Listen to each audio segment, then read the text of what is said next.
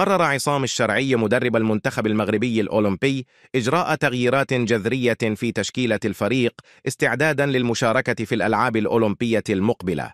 وفي هذا السياق قرر الشرعي الاستغناء عن لاعبين ينشطون في البطولة الوطنية، معتمدا فقط على العناصر الرياضية المشاركة في الأندية الأوروبية. وبحسب ما نقله موقع العربي الجديد عن مصادره، يبدو أن لاعبين مثل حمزة إكمان من نادي الجيش الملكي وزكريا لبيب الظهير الأيسر لنادي شباب السوالم، إضافة إلى حارس مرمى نادي الفتح الرياضي رشيد غنيمي، قد تقلصت فرصهم في المشاركة في الأولمبياد القادم.